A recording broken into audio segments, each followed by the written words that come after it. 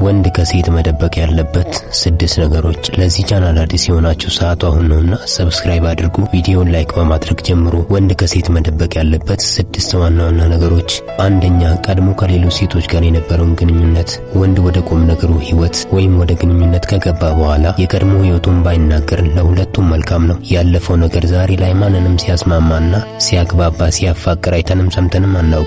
በእርግጥ ለወንድ ልጅ ትልቁ ቁም ነገር ዛሬ ያለበት የህይወት ደረጃና ሁኔታ እንጂ ያለፈው ህይወቱ አይደለምና አንድ ሴት ስለ ፍቅር ጓደኛዋ ያለፈው ህይወቱ ማወቋ ዛሬ ላይ ምንም አይጠቅማትም። ይልቅስ በተቃራኒው አሳሳቢው የሴቷ ያለፈው ህይወቷ ነው። ሴት ያለፈው ህይወቷ ጥሩ ካልሆነ የዛሬ ህይወቷም ጥሩ አይሆንም። በባለፈው ህይወቷ ውስጥ የተበላሹ ግንኙነቶች ከነበሯት ዛሬ ላይ ትዳር ወይም ግንኙነት ብትጀምር እንኳን አክብራ ለመኖር ትቸገራለች። ትዳር በዚህ ዘመን የጋጋ ጨዋታ እንዲመስል ካደረጉት ነገሮች መሃል አንዱ የሴቷ በቀድሞ ህይወቷ በማይረባ ህይወት ውስጥ መቆየቷ ነው። በተለይ ከብዙ ወንዶች ጋር ዴት የወጣች ከብዙ ወንዶች ጋር የወሲብ ታሪክ ያላት ይህቺ ሴት በትዳር ውስጥ ጸንታ ለመኖር ወይም ትዳሯን አክብራ የሚከፈለውን ዋጋ ከፍላ ለመኖር ያቅታታል። በተለይ በትዳር ውስጥ ገብታ በወሲብ ከባሏ ጋር ደስተኛ ላትሆን ትችላለች። በቀድሞ ህይወቷ ብዙ የወሲብ ልማድ ስለነበራት በትዳር ውስጥ ገብታ በምታደርገው ወሲብ ደስተኛ ላትሆን ትችላለች። ደስተኛ ብትሆን እንኳን በቅዱስ ጋብቻ ውስጥ ያለውን ቅዱስ ወሲብ ትርጉሙም ስሜቱም አይገባትም። ስለዚህ ወንድ ልጅ የቀድሞ ህይወቱ ዛሬ ላይ ብዙም ተጽዕኖ አያመጣበትም። በተለይ አሁን በህይወቱ ውስጥ ያለችውን ሴት የሚወዳት ከሆነ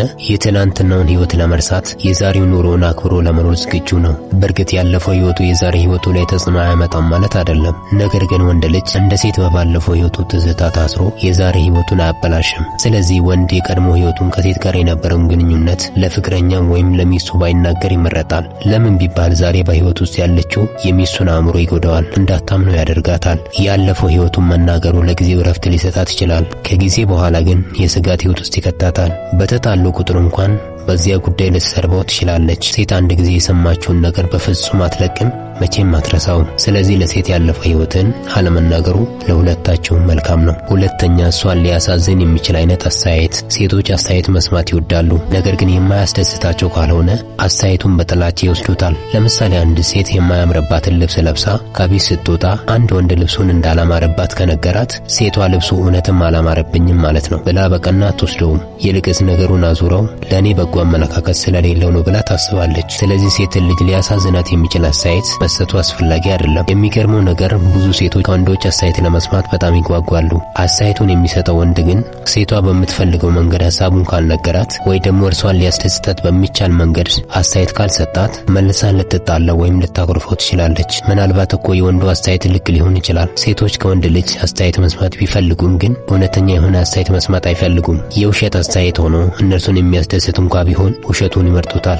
ይህ ሐሳብ ሁሉንም ሴት የሚወክል አይደለም። አብዛኞቹ ሴቶች እውነተኛ አስተያየት ተነግሯቸው ከሚያዝኑ ይልቅ የውሸት ተነግሯቸው ቢደሰቱ ይመርጣሉ። ለዚህ ነው አብዛኛው ወንድ ሴትን በቀላሉ የውሸት ተስፋ እየነገራት የሚያሳምናት። ሴቶች እውነታን ሳይሆን ስሜትን የሚደገፉ ናቸው፣ ስሜታቸውን የሚከተሉ ናቸው። ወንድ ልጅ እውነታውን መጋፈጥ የሚወድ ፍጡር ነው። አሳዛኝና ከባድ እንኳን ቢሆን እውነታውን ተቀብሎ የመኖር አቅም አለው። ሴቶች ደግሞ በሚሰማቸው ስሜት የሚመሩ ናቸው። እውነትን ማወራ ውሸት ብቻ ሴቷን ማስደሰት ከቻልክ ይህ ከእርሷ ጋር ያግባባሃል። ሴቶች የፈለገ ጠንካራ ቢሆኑ ስሜታቸውን የሚጎዳ ነገር መስማት አይፈልጉም።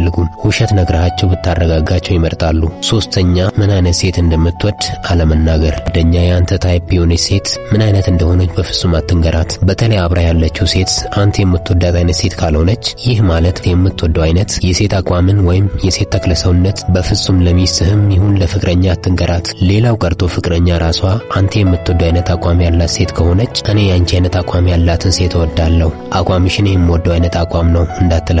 ለምን መሰለህ? አንድ ቀን እርሷን ከምትመስል ሴት ጋር እንደ ድንገት መንገድ ላይ እንኳን ብታይ በከባዱ ትጣላሃለች፣ ትጠረጥርሃለች። እርሷን ከምትመስል ሴት ጋር ሁሉ ትጠረጥርሃለች። አንድ ያንተን ታይፕ ካወቀች በኋላ ጥርጣሬ ውስጥ ገብተሃል ማለት ነው።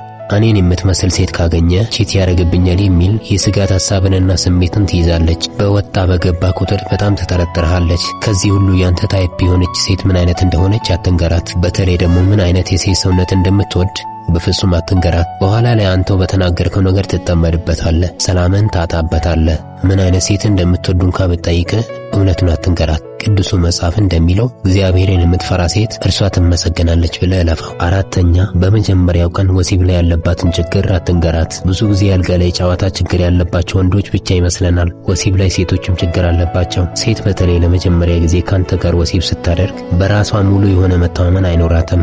በጣም ልትሸማቀቅና ልታፈር ትችላለች። ስለዚህ እንደሚገባ ወንዱን ላታስደስተው ትችላለች። እንዲያውም ልታስጨንቀው ወይም ነፃነት ልታሳጣው ትችላለች። ሰውነቷም ዝግጁ ላይሆን ይችላል።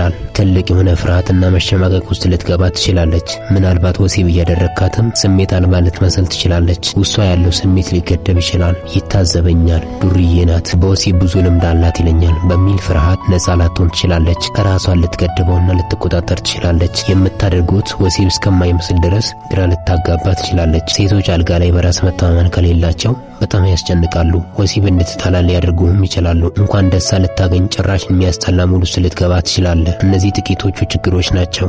እናም የመጀመሪያ ወሲብ ስታደርጉ ምንም አይነት አሉታዊ አስተያየት እንዳትሰጣት፣ ክፉ ነገር አትናገራት። ይልቅስ ካንተ ጋር የምታደርገው ወሲብ ልዩ እንደሆነ እንዲሰማት አድርግ። አልጋ ላይ በጣም ውብና ደስታን፣ እርካታን የምትወክል መሆኗን ንገራት። ሴትነቷ ወንድነትን እንድትወደው እንዳረገ ንገራት። የማትጠገብ አማላይ ሐዘንህን ሁሉ የሚያስረሳ ስሜት እንደሰጠች ንገራት። አምስተኛ ምን ያህል ወሲብ እንደምትወዳት ትንገራት። ሴቶች ወሲብ ላይ ጎበዝ የሆነ ወንድ ቢወዱም ግን ስሜቱ ምን ያህል እንደሆነ ለዚያ ስሜት ሟች መሆኑን ሲያውቁ በጣም ይደብራቸዋል። ስሜቱን መግዛት አይችልም፣ ፊት ለማድረግ ቅርብ ነው ብለው ያስባሉ። ስለዚህ ምንም ያህል ለወሲብ ፍቅር ቢኖር ከስሜት በላይ ራስን መግዛት እንደምትችል ልታስረዳቸው ይገባል። የወሲብ ፍቅርህን በፍጹም አትንገራት። ለወሲብ ያለህን ፍቅር ስትነግራት ለጊዜው በአድናቆት ልትሰማ ትችላለች። ኋላ ላይ ግን እንደ ዱርዬ ነው የምታይ። ለስሜት ስትል የትም እንደምትተኛ ታስባለች። አንተ ምናልባት እዚህ ዓለም ላይ ቁጥር አንድ የምትወደው ነገር ወሲብ ሊሆን ይችላል። ነገር ግን ፍቅረኛ ወይም ሚስት በፍጹም ይህን ማወቅ የለባትም። ወሲብ ጊዜያዊና ተጨማሪ ደስታ ብቻ መሆኑን ንገራት። በቃል ብቻ ሳይሆን በተግባርም ማሳያት። አልጋ ላይ አትፍተንባት፣ ተረጋጋ። አእምሮህን መሳት የለብህም። ንቁ ሆነ ወሲብ አድርግ።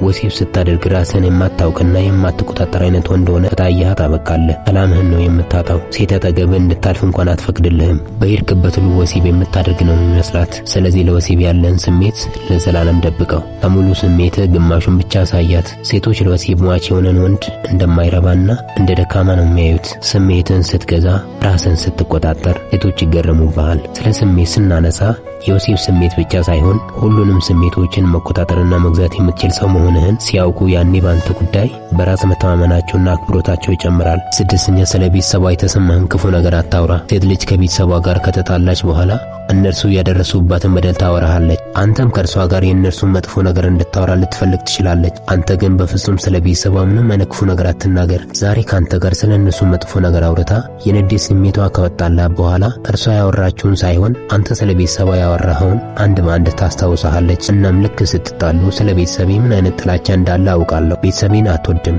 አታከብርም በማለት ጭራሽ ነገሩን ወደ አንተው ታዞራለች። እሷ ከፈለገች ቤተሰቧን ማማት አይደለም ከምድረ ገጽ ልታጠፋቸውም ትችላለች። አንተ ግን በዚህ ጉዳይ ውስጥ አትሳተፍ። በእርሷና በቤተሰቧ መሃል የፈለገ ነገር ይፈጠር፣ አንተ ስለነርሱ ክፉ ነገር አታውራ። ኋላ ላይ ከቤተሰቧ ጋር ስትታረቅ ነገሩን ወደ አንተ ታዞረዋለች። ራሷ አውርታ ባስወራች ጉዳይ አንተን ጥፋተኛ ታደርጋለች። ስለዚህ ወንድሜ በፍጹም ስለ ቤተሰቧ አብረሃት ቁጭ ብለህ ክፉ ነገር አታውራ።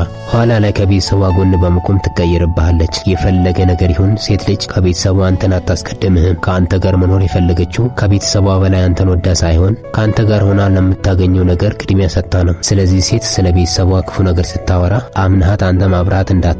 በራሷ ጥፋት አንተን ታጠምዳለች። በዚህ አጋጣሚ ተጠቅሞ እኔንና ቤተሰቤን ለመለያየት ፈልጎ ነበር ብላ ታስባለች። ወንድሜ ሴቶች እንደዚህ ናቸው።